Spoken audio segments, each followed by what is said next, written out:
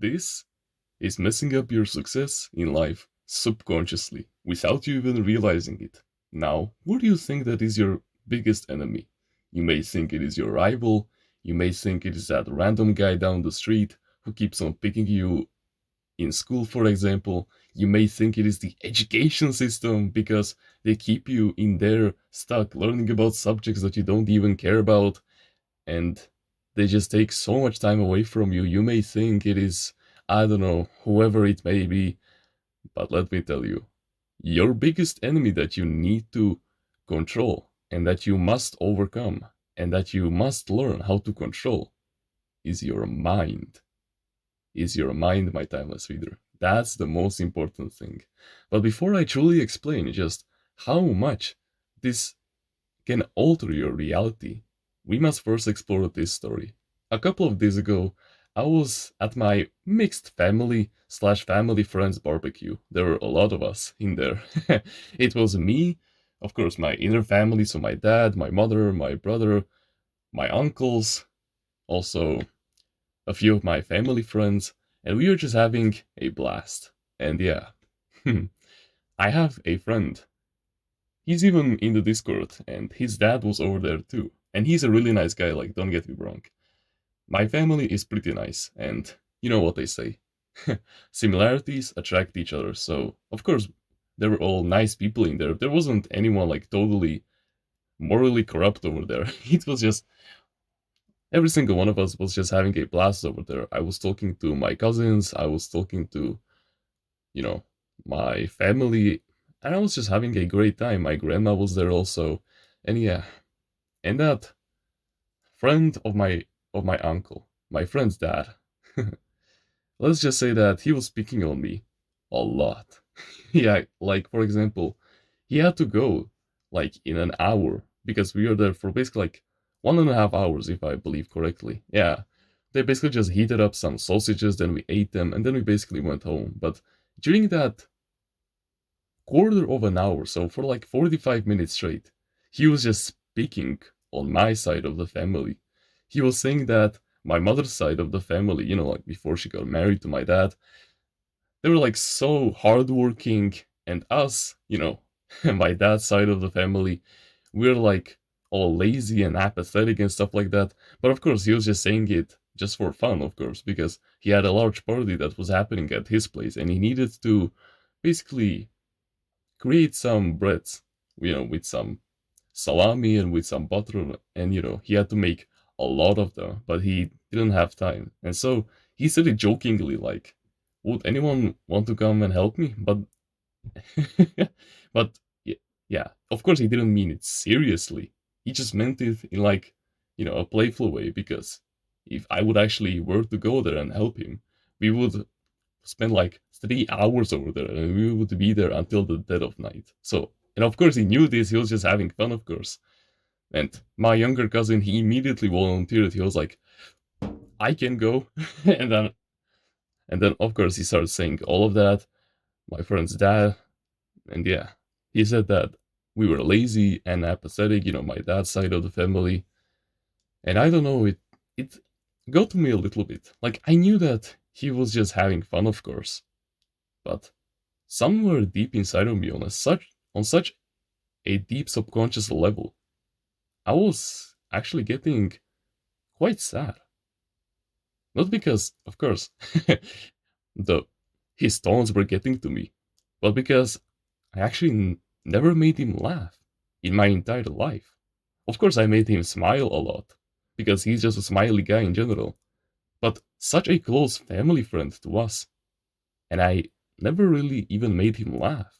I never really had a real conversation with him. And I don't know, it just felt so wrong with me. And immediately, bro, immediately those thoughts of fear, of anger, of anxiety, they immediately started attacking my head. And bro, oh boy, they were literally trying to take over me and trying to take more of that energy, of that emotional energy.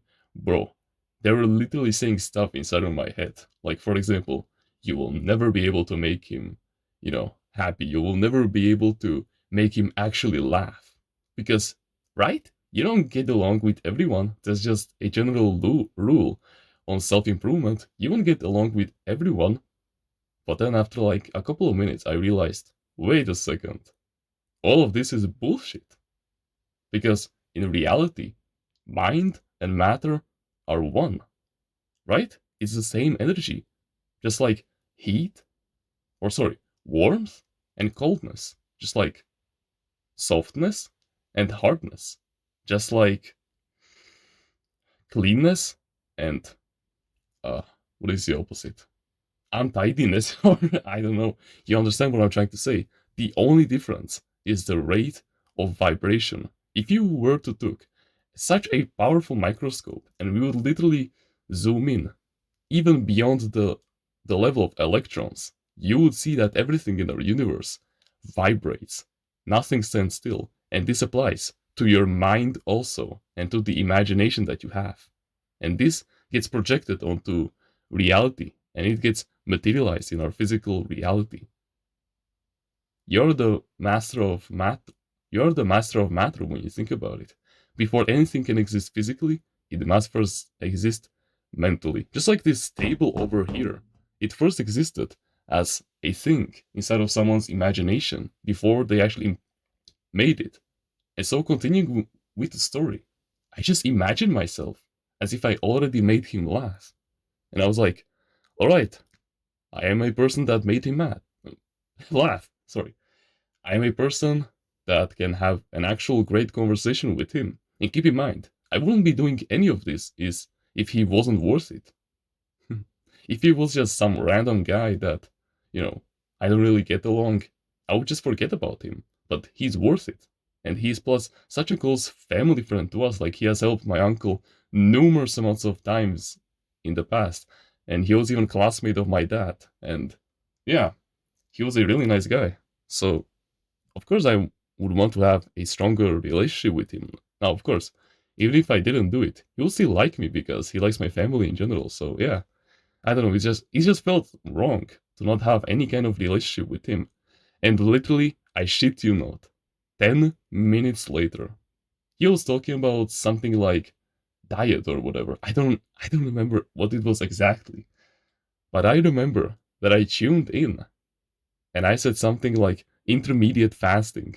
And bro, he literally chuckled at it. And that was it. On that day, I realized that you are the master of matter, and that the only thing that is stopping you from changing your reality and achieving success in any kind of realm is your mind. That is your biggest enemy. But of course, you shouldn't fight it. Just like in an anime, you should try to understand it. Meaning that whenever you get a negative thought that doesn't serve you and that doesn't bring you to your desired reality where you wish to be, because remember, mind and matter is one, you should always just look at the thought and not give it any kind of emotional attention. Don't judge it, don't hate it, don't do anything with it. Just observe it and let the negative emotions bubble away and then reflect back on it, and everything will be fine. All you need to do is just take over your mind through stuff like meditation, journaling, gratitude journaling, adventuring, and all of these good habits that bring you closer to mindfulness and back to our human roots and back to your inner child. Because, yeah, you can truly take over your mind only when you achieve the kingdom of heaven, which is nothing but a state of mind where you feel calm, loved, at peace, all of these good things.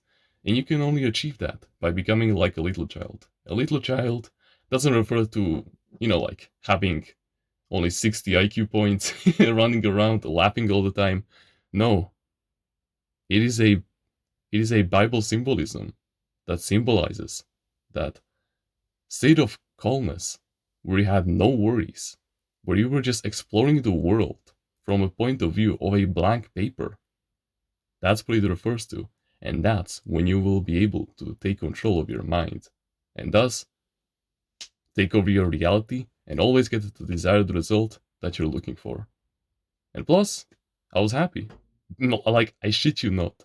There's an invisible string between your mind and our physical reality. It's the same thing. Everything in this universe, and especially in the fourth dimension, is connected. And once you see all of these things, when you shift internally to a degree to which, you have the mental attitude of your reality, then it will just get revealed to you. Of course, it was something small this time. It wasn't something big like achieving 10k per month for the rest of my life.